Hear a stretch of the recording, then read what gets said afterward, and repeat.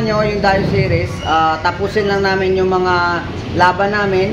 May 3 laban kami. Malabon, itong linggo. Tapos sa February 9 sa Pampanga.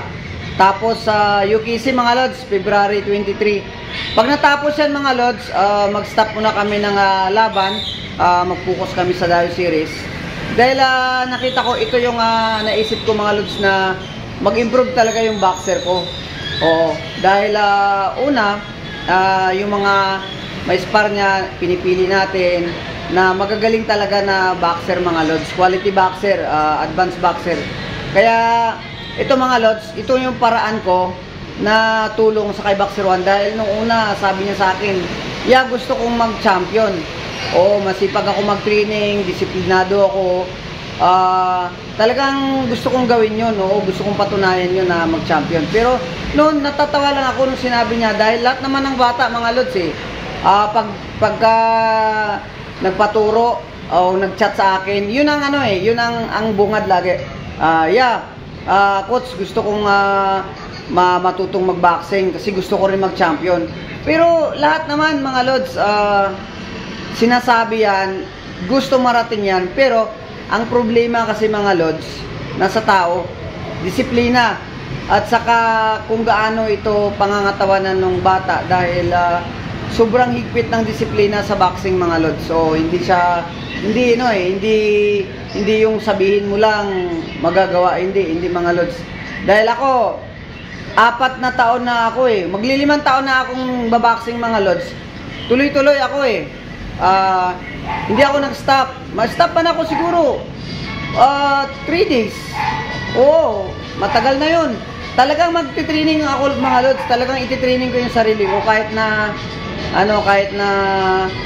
hindi naman talaga ako magpo-pro boxing, pero ginagawa ko lang hobby at saka pampahealthy lang mga Lods. Oo, yun lang talaga ang focus ko dito. Pero nakita ko yung experience ko, gusto ko i-share sa kabataan Kaya kumuha ako nung unang boxer ko, yung pamangkin ko, nung lumaban ako sa Dumaguete, nakita ko dahil yung ginagawa niya mga Lods, sobrang ganda yung sabi ko, yung sobrang tagal niya na ginagawa, dekada niya na, sabi ko, may lakas tong batang to kasi yung trabaho sa sa dagat ng Lods, yung nagsaside, tapos yung hinihila nila yung fishnet, 2 hours nila hinihila yon. Kaya sabi ko, dekada niyang ginagawa to, elementary pa siya, bata pa siya hanggang nag-high school, natapos na ng high school. Sabi ko, yung lakas nito kakaiba. Kasi mayroon siya talagang kakaibang lakas. Yun nga, malakas rin talagang pamangkin ko mga Lods. Kaso, kulang din sa disiplina. Tapos ito, nag-chat niya si Boxer 1. O, nakita ko. Tapos nung in-interview ko, nakita ko kung gaano kahirap yung sitwasyon niya sa pagpunta. Tapos nag-bike lang yun. Tapos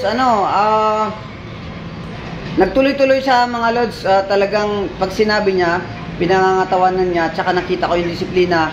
Hanggang ngayon, mag 7 months na kami, walang paltos mga Lods, 3 days a week ang training niya sa akin. Pero pag bakasyon yan, sa akin niya natutulog. Sa akin talaga tumitira mga Lods, pag bakasyon wala siyang pasok sa school.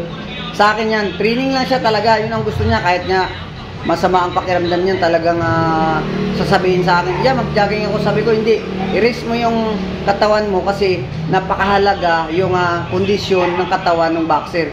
Hindi pwedeng wala kang vitamins, hindi pwedeng malamya ka, hindi pwedeng yung lakas mo ubusin mo sa training, pagdating sa sparring wala ka na. O ganun siya kasipag Kaya ngayon talagang lagi niyang sinasabi, lagi kong nire-remind na, sabi ko lagi, gusto mo talaga mag-champion? Oo, sabi niya, gusto ko talagang gawin yun.